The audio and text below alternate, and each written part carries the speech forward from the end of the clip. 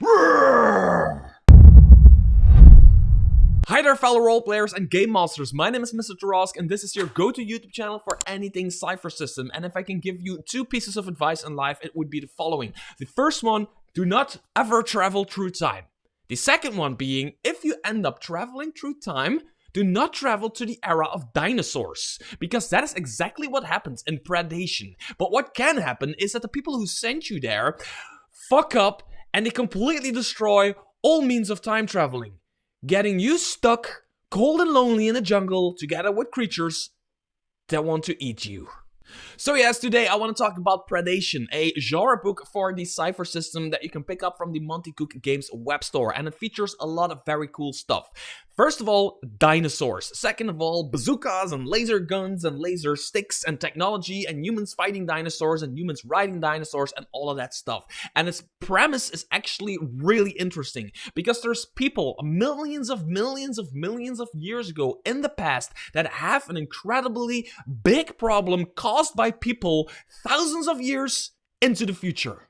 So, like always, I want to do two things in this video. First of all, I want to talk about the book itself, the plot in general, what you get from the book, and kind of give you some basic ideas of what you get for your money without major spoilers. Then I want to take a bit of a deeper dive into the PDF, showing you one or two things that I really like about it.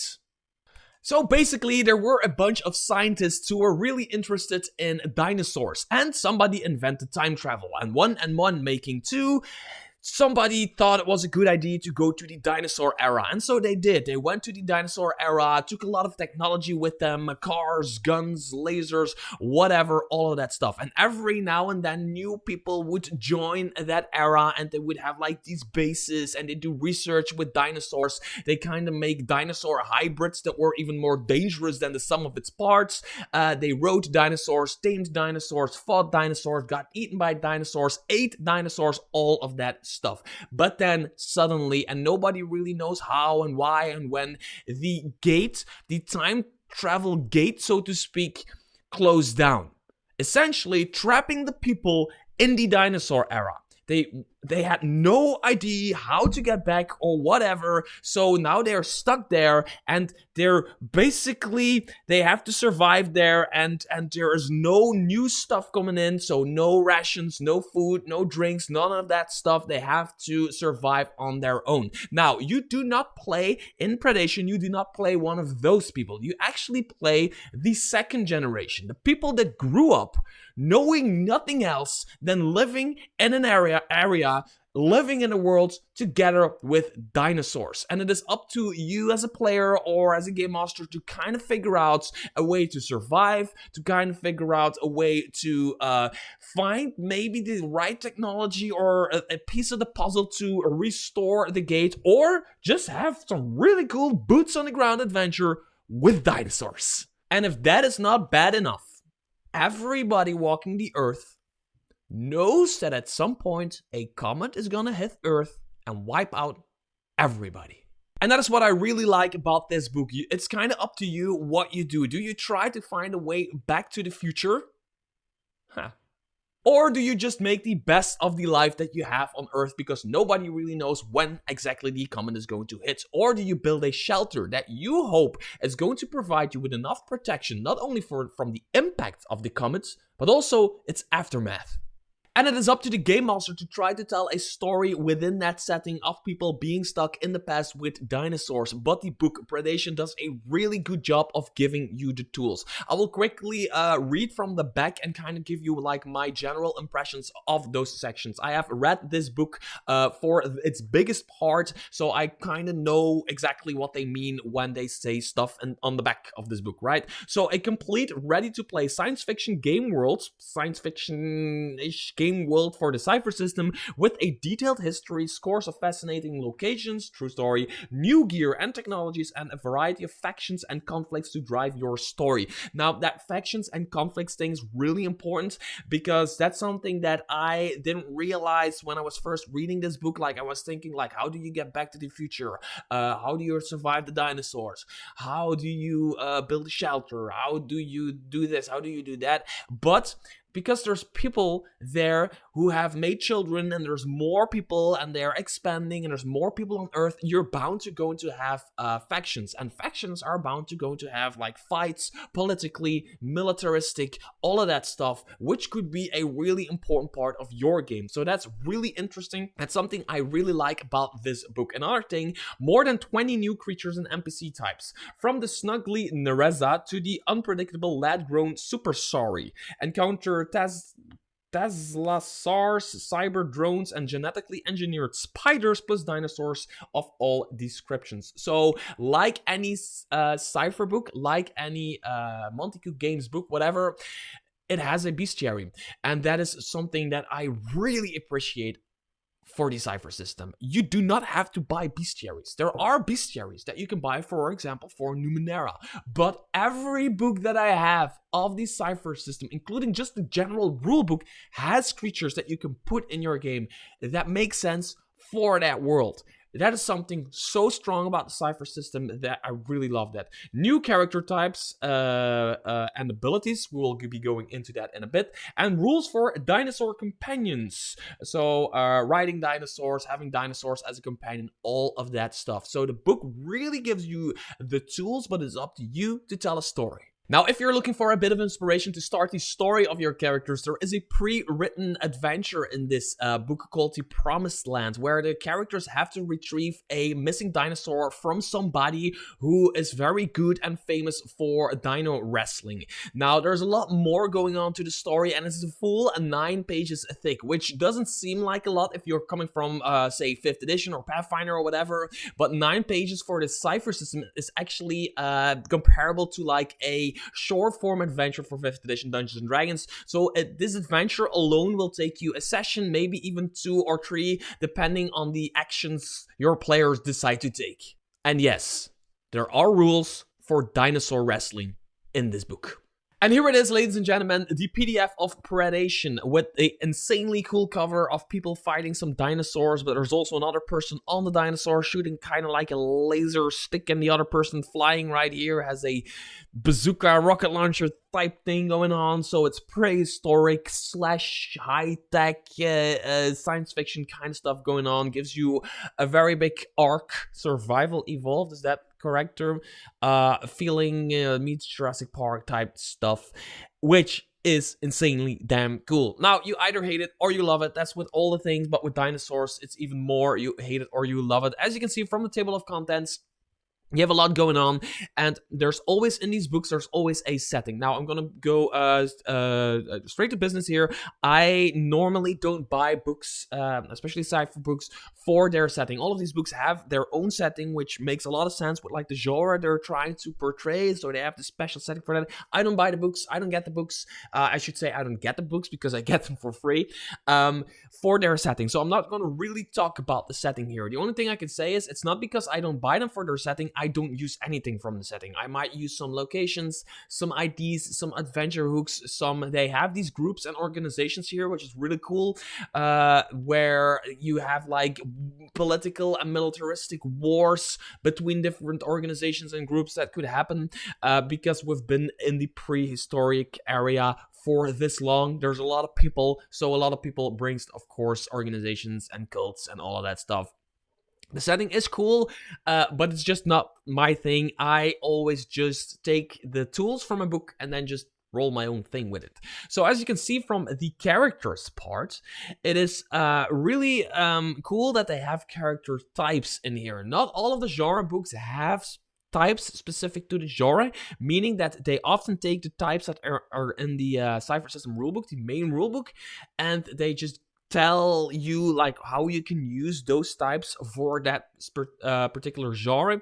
For this, they have a few types, new types, like entirely new stuff going on. The first one being a Karn, who is basically the badass fighter, boots on the ground type of person who gets their hands dirty, who likes to fight, who likes a good challenge, all of that stuff. From this artwork, you see this really cool artwork of this almost primal warrior with like a winged companion with them, right? There is, of course, like always, there is a tag subclass that which is really cool because there's a lot of different types of tag in this setting, in this book, and you can really build this one to be really specific on one tag, or be more a jack of all trades, if you know what I mean. So you can hack in a computer here, you can fix a weapon there, you can do all kinds of things, you can heal a little bit, you can do all of that stuff. I think this is by far, for this setting, the most interesting class to play, for me personally. I like a fighter, this is like basically a fighter, right? I like a good fighter, I like that, but I like that in fantasy. For this, I like more of the technology compared to like the primal stuff that is going on in this setting, which, yeah, it's cool. There's also a T-Rex, is that T-Rex? Whatever word right here, who are basically the rangers of the setting. As if I'm not mistaken, all of these also go up to 6. I just noticed this now. They go up to 6th tier.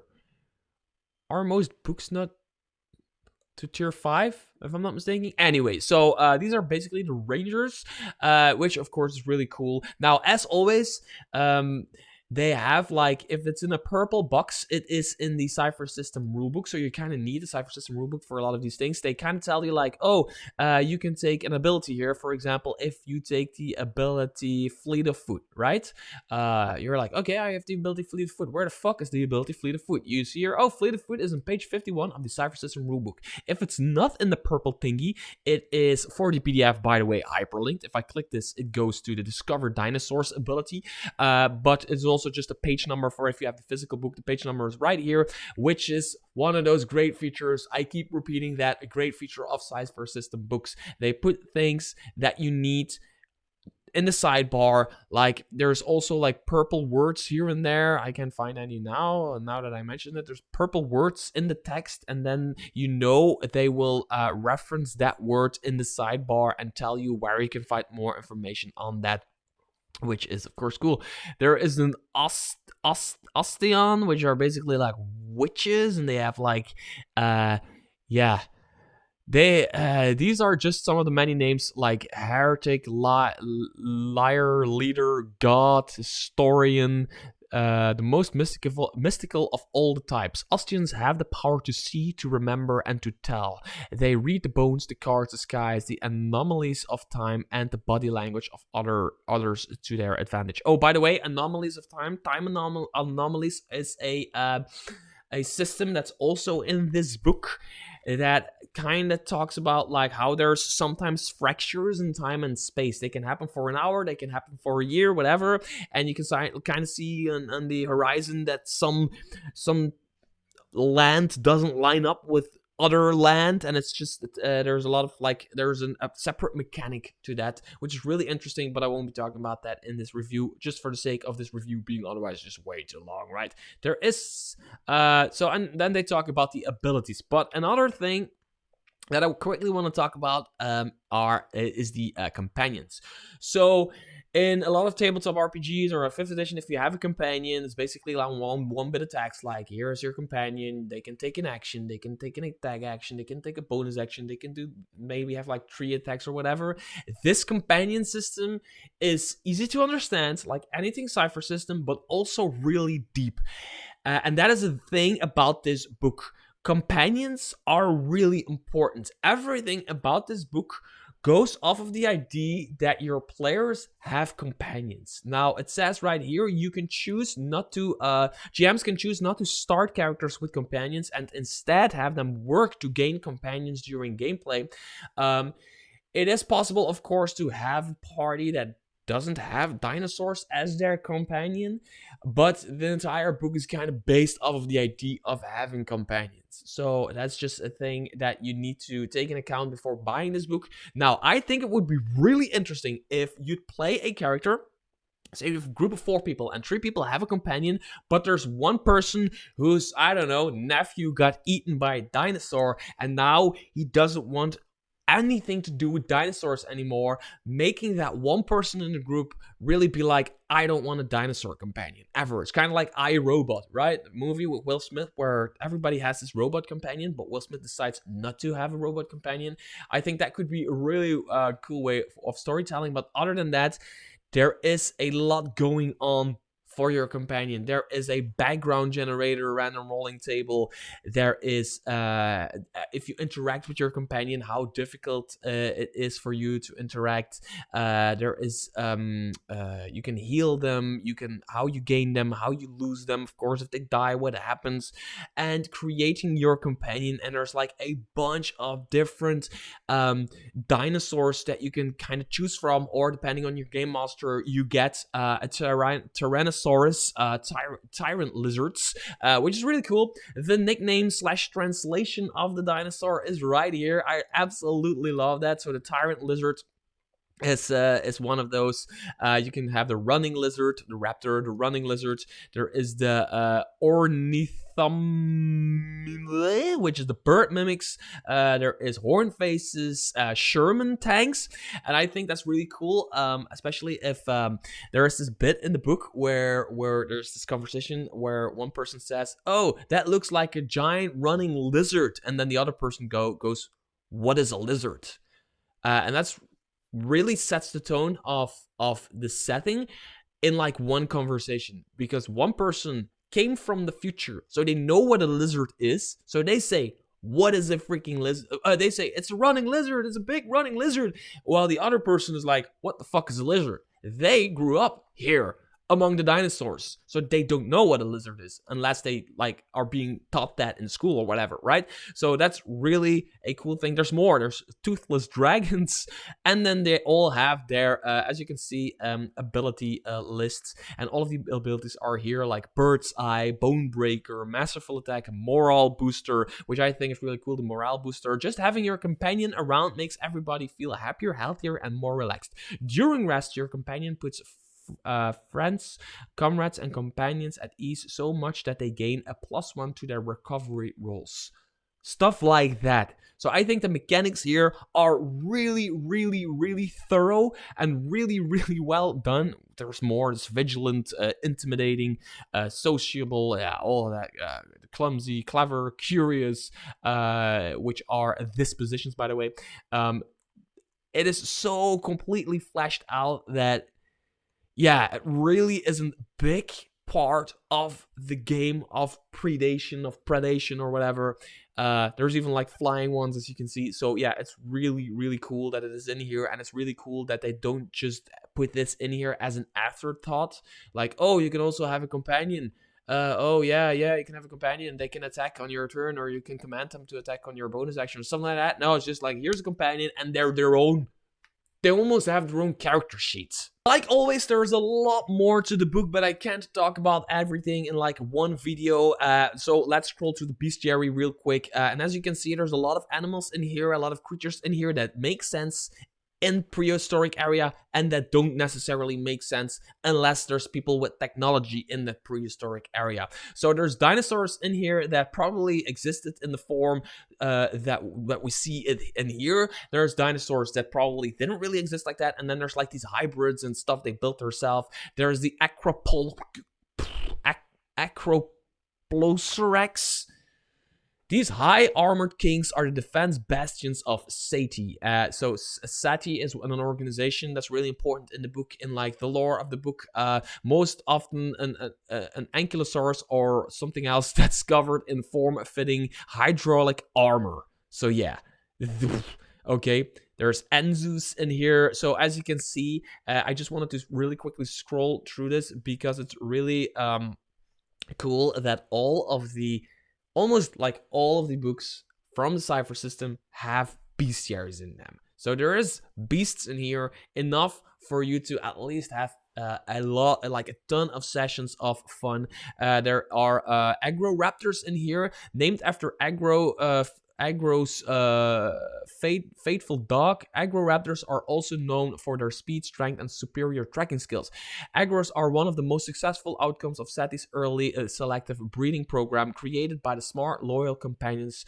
To be smart and loyal companions, they prefer to work in packs with other Agros, treating their trainer as the de facto leader of their group. Of course they do, if they got a necklace that probably shocks them to death if they don't listen to like this person who has the controller, something like that, right? So yeah, really cool bit of artwork where there's this person who's like, if I push a button, you get an electric shock, right? And this creature is like, I'll better listen, because yeah, there's the Bambi raptors, which were dinosaurs that actually existed. Carnosaurus were Carnosuchus were dinosaurs that actually existed, and so on and so on. There's a lot of fun to be had here. There's a lot of really cool, crazy monsters in here.